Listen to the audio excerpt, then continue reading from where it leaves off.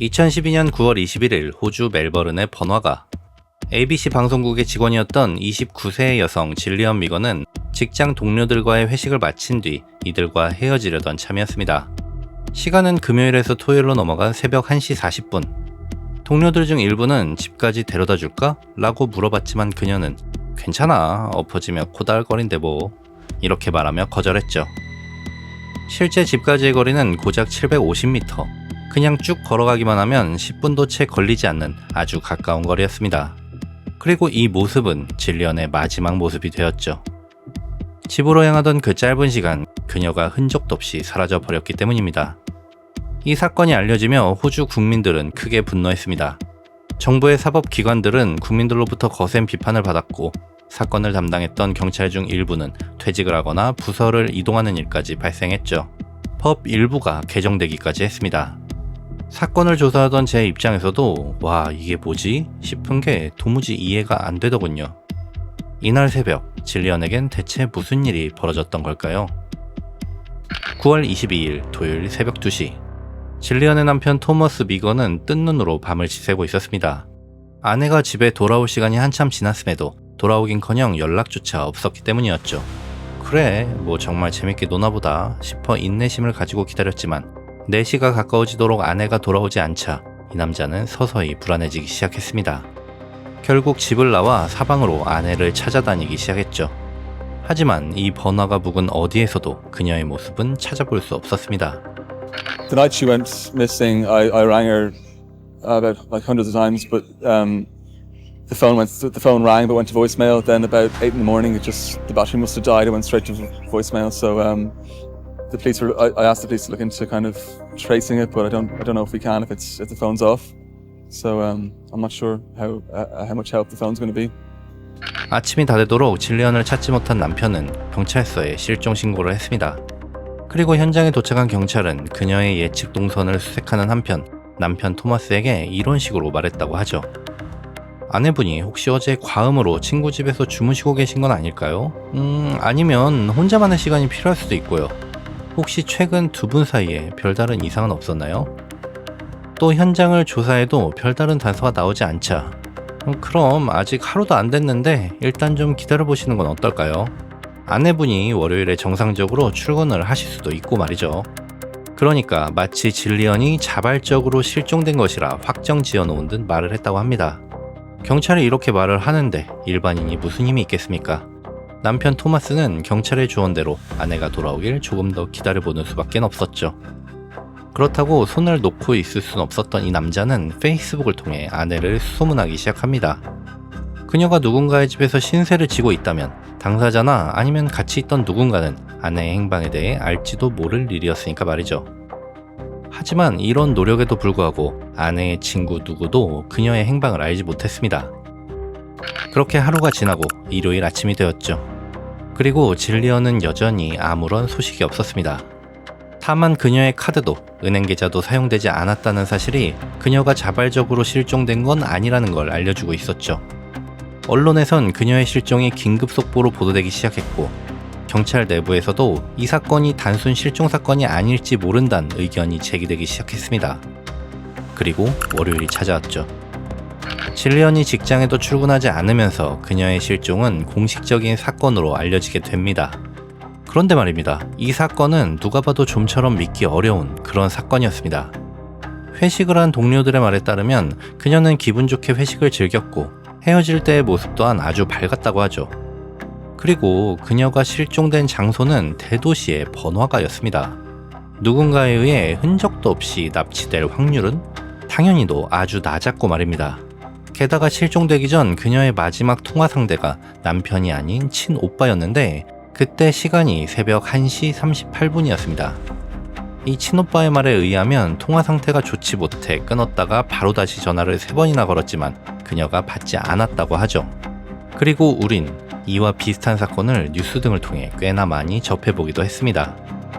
Well, we're still doing loads of postering and Facebook campaigning, Twittering, all that stuff. But people have to have seen something or. 너무나 침착해 보이는 남편의 인터뷰 내용까지 공개되자 오히려 이 남자가 사건의 범인이 아니냐는 여론이 들끓기 시작했죠. 온라인엔 온갖 억측이 난무했습니다. 아내가 왜 남편이 아닌 오빠에게 전화를 걸었겠느냐. 이미 부부 사이에 문제가 있었던 거다. 야밤에 아내가 밖에서 술을 먹고 있는데 그냥 둘 수 있느냐. 경찰에는 왜 그렇게 늦게 신고했냐. 뭔가 숨기는 게 있는 건 아니냐. 뭐 이런 식으로 말입니다. 어이없는 건 이 와중에 진리언을 욕하는 사람들까지 생겨났다는 사실이었습니다.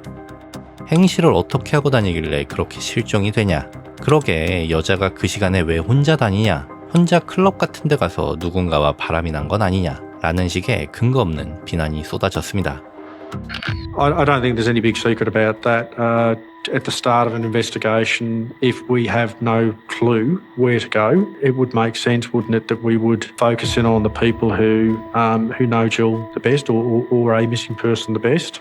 경찰은 우선 남편 토마스를 유령 용의자로 보고 이 남자를 소환해 구금하고 강도 높은 신문을 진행하게 됩니다. 그렇게 토마스의 신문이 진행되는 한편 경찰에는 뜻밖의 제보 하나가 들어옵니다. 지난 토요일 경찰에서 수색을 마친 집 근처 골목길에서 진리언의 핸드백이 발견된 것이었죠. 토요일엔 분명히 없었는데 월요일에 가방이 나타났다? 참 이상한 일일 수밖에 없었습니다. 결과적으로 이 가방은 근처 상인이 토요일 아침 발견하고 습득한 걸로 밝혀졌는데요. 가방 안에는 진리언의 신분증이 들어있었고 TV를 통해 그녀의 실종 사실을 알게 됐을 때 물건을 다시 제자리에 돌려놔야겠다는 생각을 했다고 합니다. 하지만 가방을 다시 가져다 놨을 뿐 이 사실을 경찰에 알리지는 않아 경찰 수사에 일부 혼선을 주기도 했다고 하죠. 그럼에도 결과적으로 이 가방은 중요 단서를 얻는 계기가 되었는데요. 경찰이 가방 위치를 중심으로 정밀 탐색을 진행했고 그리 멀지 않은 곳에서 피우고 버려진 담배와 ABC 방송사 로고가 그려진 펜을 발견했기 때문입니다. 그리고 근처 잔디가 눌려있는 흔적도 발견했는데 눌린 면적 등으로 봤을 때 성폭행이 발생했을 가능성이 제기됐습니다. 한편 남편 토머스를 유령 용의자로 보고 입증할 증거를 찾던 경찰은 아이러니하게도 그의 무죄를 입증할 만한 증거만 찾아내고 있었습니다. 먼저 경찰이 확보한 CCTV에는 사건 당일 4시 30분경 그가 혼자 시드니 로드를 걷고 있는 모습이 찍혔습니다. 반면 휴대전화 기지국 데이터에 따르면 같은 시간 진리언의 휴대전화는 시드니 로드에서 차로 40분 거리에 툴라마린 고속도로 근처 모어랜드 로드에 있었죠. 또한 부부의 집을 정밀히 수색했지만 진리언의 실종과 관련된 어떠한 과학적 증거도 나오지 않았습니다. 그리고 화요일 아침 경찰은 결정적인 제보를 받았습니다. 시드니 로드의 한 드레스샵에 있던 매장 내 CCTV에서 진리언의 마지막 모습이 포착된 겁니다.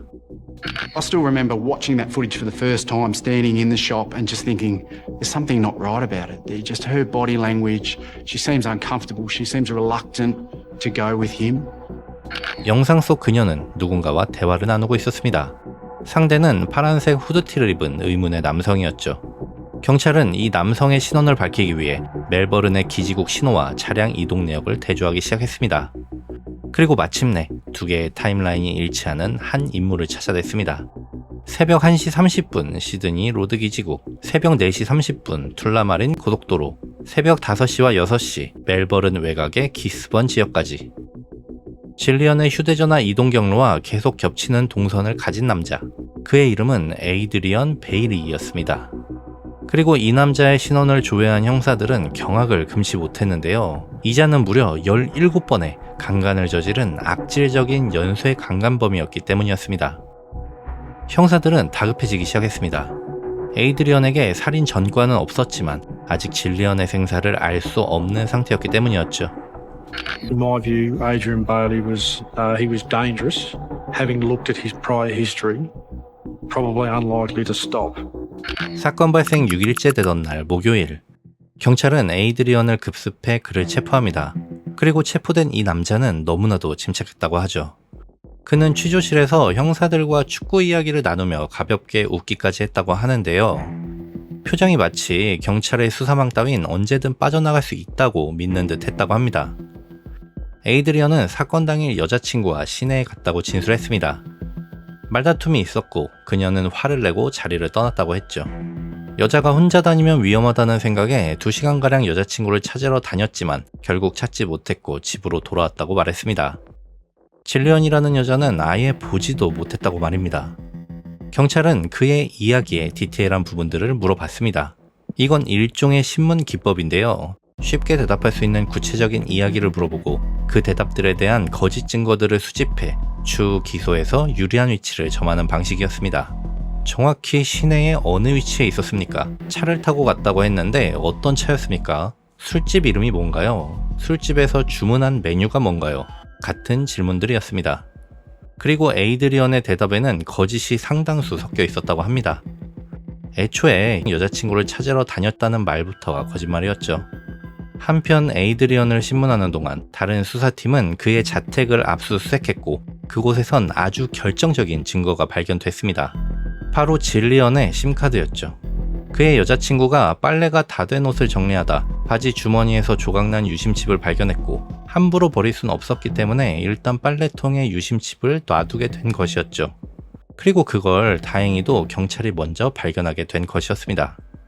에이드리언을 신문하던 경찰이 처음으로 이 심에 대해 언급했을 때 침착함을 유지하던 그의 가면은 깨져버렸다고 하더군요. 길길이 날뛰며 미친놈처럼 화를 냈다고 합니다. 실제 녹취록을 들려드리면 좋겠지만 찾아보니 아쉽게도 법정에서 공개된 녹취록을 문서화한 자료밖에 없더군요.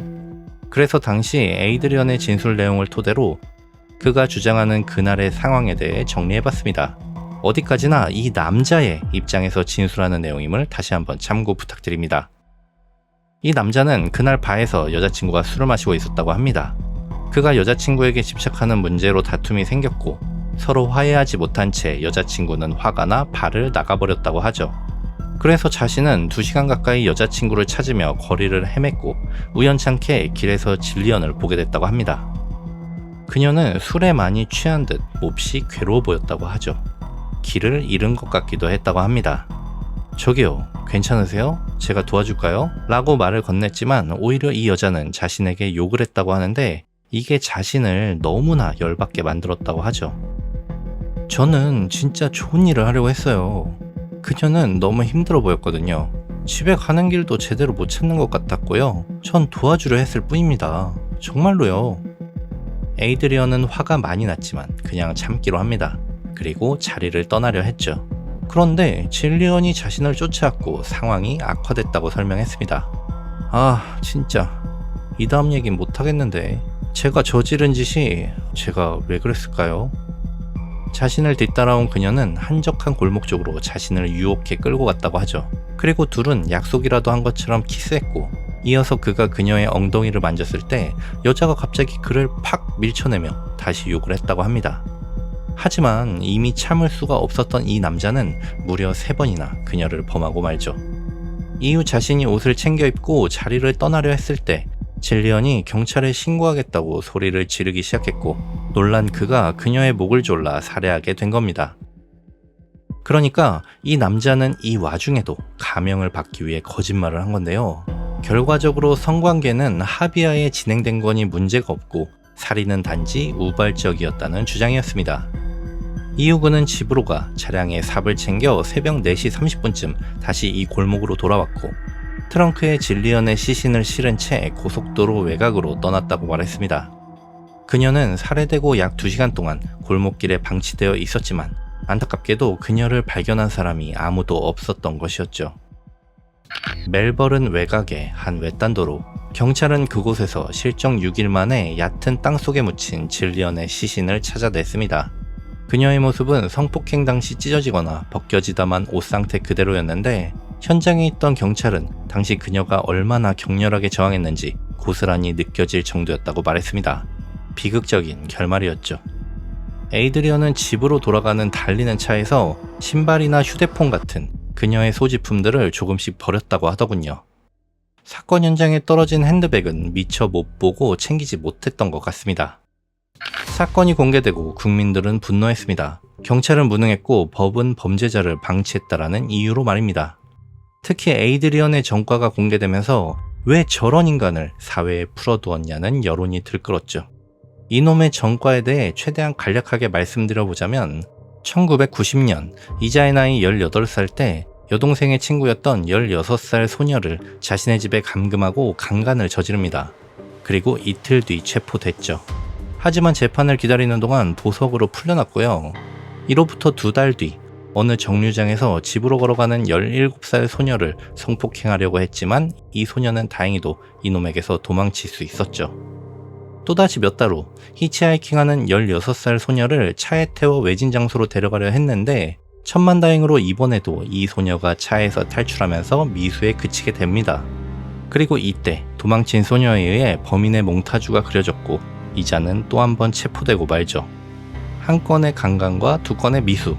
이놈이 받은 구형은 겨우 징역 3년이었습니다. 이마저도 성범죄자 프로그램을 성실히 이수한 것으로 판단되어 1993년 불과 1년 10개월 만에 조기 가석방되죠. 당시 유부남이던 그는 아내에게 이혼을 당합니다. 출소 후 이자는 재혼도 하고 원래 이름이 에이드리언 루케였는데 에이드리언 베이리로 개명도 합니다. 그리고 이젠 정신 좀 차리려나 싶었지만 그럴 리가 없었죠.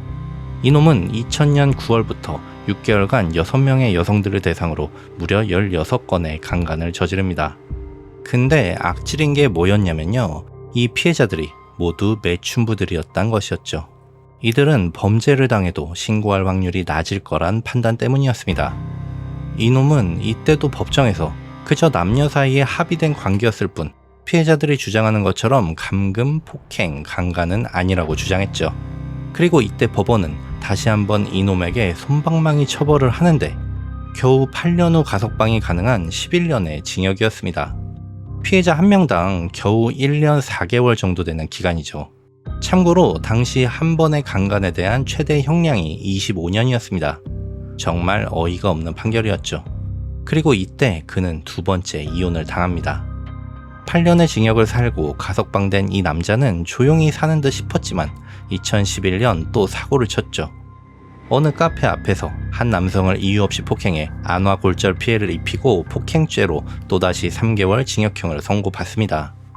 에이드리언은 이때 3개월의 형량이 너무 무겁다며 항소했고 항소심이 진행되는 동안 보석으로 풀려난 겁니다. 그리고 이 보석된 상태에서 질리언을 강간 후 살해하게 된 것이었죠. 참 할 말이 없네요. 이런 경우 보통은 보석으로 풀려나는 게 대다수이긴 합니다만 그럼에도 말이죠. 이자의 성범죄 전과와 폭력성을 고려했다면 당장 감옥에 재수감되었어야 했던 게 아닐까요? 2013년 검찰은 과거 그의 범죄 전력으로 봤을 때 질리언이 먼저 자신을 유혹했고 하비아의 성관계를 했다는 에이드리언의 주장은 전혀 신빙성이 없다고 지적했습니다. 법원은 이 남자가 극도로 중대한 범죄를 저질렀고 심각한 성범죄 및 폭력 전과를 가지고 있는 점, 또한 다시 범죄를 저지를 가능성 역시 매우 높다고 판단했습니다. 경계성 인격장애를 앓고 있는 점까지 종합해 35년간 가석방이 불가능한 종신형을 선고했죠. 게다가 2015년 숨겼던 여죄가 밝혀지며 가석방 불가능한 기간이 43년으로 늘었습니다. 그러니까 이자는 84세가 되어서야 사회로 다시 돌아올 수 있게 된 겁니다. In my view, had we not caught Adrian Bailey, he wouldn't have stopped, and we would be dealing with a serial killer. 에이드리언이 체포되고 이틀 뒤 멜버른 시드니 로드에는 무려 3만 명이 넘는 시민들이 모여 질리언이 그날 걸었던 마지막 길을 따라 평화행진을 벌였습니다. 여성들이 밤거리를 안전하게 걸을 수 있게 하라, 제도를 개혁하라, 더 이상의 피해자가 생겨서는 안 된다는 간절한 외침이었습니다. 공개된 에이드리언의 신문 내용에는 자신을 그냥 가둬두면 될 걸 풀어줘서 이런 사건이 터진 거라며 사법권을 탓한 내용도 있습니다. 제가 그런 짓을 저질렀다는 게 제 스스로도 믿기지 않네요. 어쨌든 전 감옥에 처박혀 있었어야 합니다. 제가 사회로 나왔으면 안 되는 거였어요. 아주 간단하죠? 이 비극적인 사건을 계기로 호주의 가석방 심사와 성범죄자 관리 제도는 전면 개편되었다고 합니다. 범죄자의 재활보다는 지역사회 주민들의 안전을 우선시하고 가석방 심사를 훨씬 보수적으로 진행하는 쪽으로 말이죠. 그리고 고위험 성범죄자에 대해선 법원의 명령을 통해 형기 종료 후에도 감독을 연장하거나 예외적으로 계속 구금할 수 있는 제도 또한 시행됐습니다. I couldn't have asked for more loyalty, happiness, commitment, love, and most importantly, fun from my Jill. Goodbye, my beautiful, funny girl. I love you forever. 그녀의 명복을 빕니다. 오늘의 이야기 또한 흥미롭게 보셨다면 구독과 좋아요 부탁드립니다. 여기까지 머샤추였습니다. 감사합니다.